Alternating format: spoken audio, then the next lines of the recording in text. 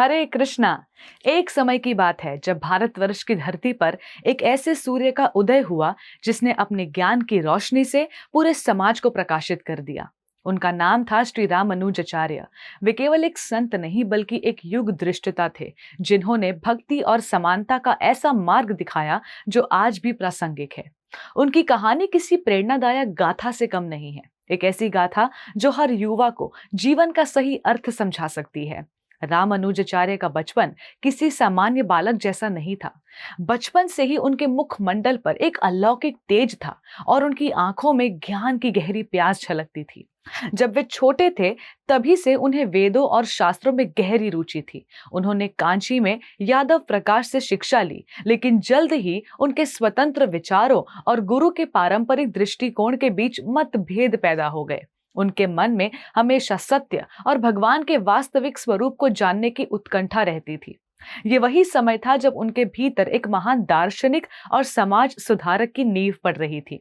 रामानुजाचार्य सिर्फ इसलिए महत्वपूर्ण नहीं है कि उन्होंने एक नया दर्शन दिया, बल्कि इसलिए कि उन्होंने उस दर्शन को जन जन तक पहुंचाया। उस समय समाज में फैले भेदभाव और आडंबरों को उन्होंने चुनौती दी। उन्होंने बताया कि भगवान तक पहुंचने का मार्ग केवल कुछ चुनिंदा लोगों के लिए नहीं बल्कि सभी के लिए खुला हुआ है। उनकी वाणी में वो शक्ति थी जो सोए हुए समाज को जगा सकती थी, और उनके कर्मों में वो पवित्रता थी जो लाखों लोगों को सही दिशा दिखा सकती थी। उनके योगदान अतुलनीय हैं।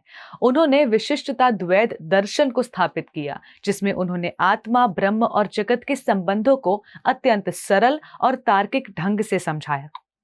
उन्होंने बताया कि आत्माएं ब्रह्म से भिन्न होते हुए भी उन्हीं का अंश है और भक्ति ही जन्म मृत्यु के चक्र से बाहर निकलने का सबसे सुगम मार्ग है। रामानुजाचार्य ने कई मंदिरों का पुनरुद्धार किया और पूजा पद्धतियों में सुधार लाया ताकि सभी भक्त बन सके, बिना किसी भेदभाव के भगवान की आराधना कर सके। उन्होंने ज्ञान को केवल उच्च वर्गों तक सीमित न रखकर सभी के लिए ज्ञान को सुलभ बनाया। उनका सबसे बड़ा योगदान था समाज के हर वर्ग को एक साथ लाना और उन्हें समानता का अधिकार दिलाना।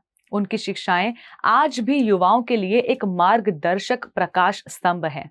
उन्होंने सिखाया कि सच्ची भक्ति केवल दिखावा नहीं बल्कि हृदय की पवित्रता और निस्वार्थ प्रेम में निवास करती है। उन्होंने कर्मों की शुद्धता, दूसरों के प्रति दया और भगवान के प्रति अटूट श्रद्धा पर जोर दिया। रामानुजाचार्य ने बताया कि हर व्यक्ति में भगवान का अंश है, इसलिए किसी के साथ भेदभाव करना स्वयं भगवान का अपमान है।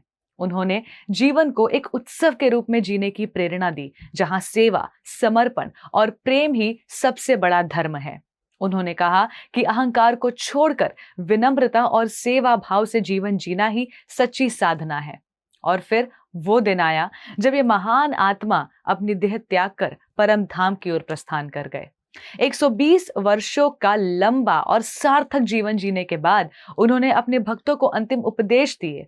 उनकी आंखों में वही शांति और मुख पर वही दिव्य मुस्कान थी। अपने शिष्यों को उन्होंने समझाया कि उनका कार्य अब आगे बढ़ाना है, प्रेम और भक्ति के संदेश को हर घर तक पहुंचाना है। उनके महाप्रयाण पर पूरा वातावरण शोक मग्न हो गया था, लेकिन उनके द्वारा प्रज्वलित ज्ञान की ज्योति कभी नहीं बुझी।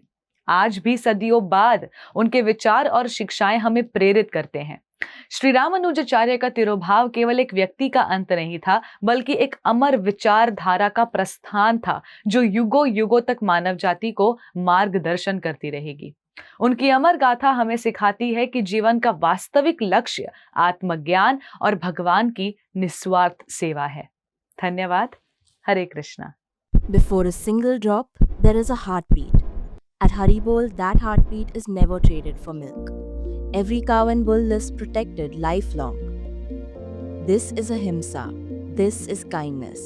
This is devotion. Switch to Haribol Ahimsa A2 milk.